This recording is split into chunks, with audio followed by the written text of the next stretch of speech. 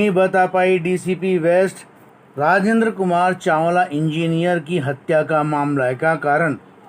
भारतीय राष्ट्रीय राजमार्ग प्राधिकरण D148 वैशाली नगर जयपुर कार्यालय में गुड़गांव कोटपुतली जयपुर राष्ट्रीय मार्ग NH8 पर 14 फुट ओवर ब्रिज के निर्माण का ठेका हरियाणा की E5 infrastructure private limited Hisar को बनाने के लिए दिया गया था, जो कि 35 करोड़ रुपए का प्रोजेक्ट था।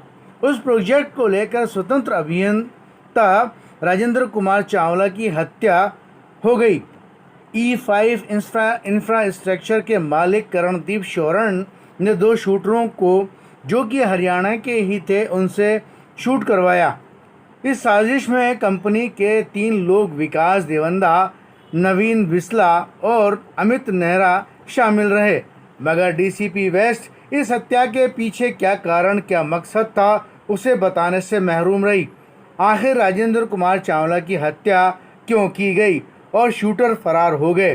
सीसीटीवी भी धुंधले बताए जा रहे हैं। असली मामले तक अभी तक नहीं पहुंच पाई पुलिस। हत्या का मामला अधूरा सा लग रहा है। आखिर इंजीनियर की हत्या क्यों की गई, सवाल उठता है। और इतनी बड़ी कंपनी के आप मालिक हो, उसके बाद में आप इस तरह की अगर कॉन्स्पिरेसी की रचना करते हो तो इसके पीछे क्या मोटिव रहा होगा? इस मोटिव को लेके हमारी टीम ने इतने सारे कागजों की पड़ताल की। इस मीटिंग से जुड़े हुए ये जो कॉन्ट्रैक्ट इस कंपनी को दिया हुआ था, जयपुर से गुड़गांव से जयपुर का जो नेशनल हाईवे 8 है हमारा, उसके ऊपर 14 फुट ओवर ब्रिज बनाने का कॉन्ट्रैक्ट E5 को मिला हुआ था। ये कॉन्ट्रैक्ट इनको अगस्त 2020 में मिला और 1 साल के अंदर इनको ये पूरा कंस्ट्रक्शन कंप्लीट करना था, जो कंस्ट्रक्शन अभी ढंग से शुरू भी नहीं हुआ। 1 साल की अवधि के अंदर ये पूरा कंस्ट्रक्शन कंप्लीट हो जाना था, पर वो कंस्ट्रक्शन शुरू भी नहीं होता है। आपके माइलस्टोन्स अचीव करने की बात तो बाद में आती है।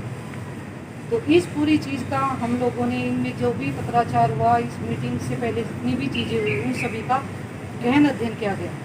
तो उसमें उन कागजों को अध्ययन करने से और इन आरोपियों से सघन इंटेरोगेशन करने से इस घटना का मोटिव ये निकल के आया कि इस प्रोजेक्ट का टेंडर होने के बाद में कॉन्ट्रैक्ट मिलता है E5 को, और E5 को उसके बाद अपने डिजाइन एंड ड्राइंग्स को अप्रूव कराना होता है।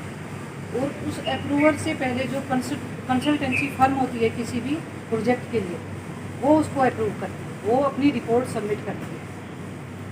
तो आज दिनांक तक इनके डिजाइन एंड ड्राइंग्स का अप्रूवल नहीं हुआ है, वो फाइनली अप्रूव नहीं हुए।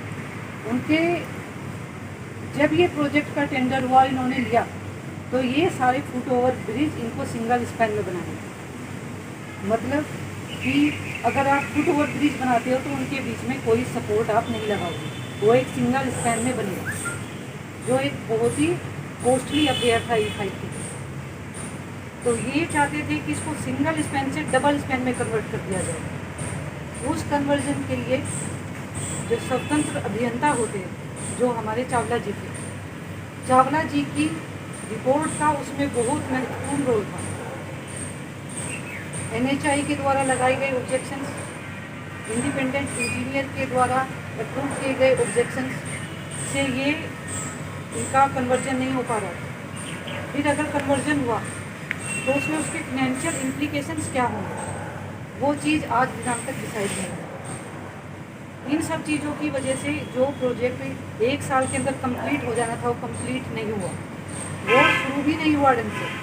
तो उसके लिए इनको एक्सटेंशन ऑफ टाइम की ज़रूरत है। उस एक्सटेंशन ऑफ टाइम के रिगार्डिंग ही ये मीटिंग यहाँ पर तय हुई कि एक्सटेंशन दिया जाएगा या नहीं दिया जाएगा, दिया जाएगा तो कितना दिया जाएगा और किन शर्तों पर दिया जाएगा, ये चीज़ यहाँ पर डिसाइड हुई। इसलिए इस मीटिंग की बहुत ज़्यादा इम्पोर्टेंस थी।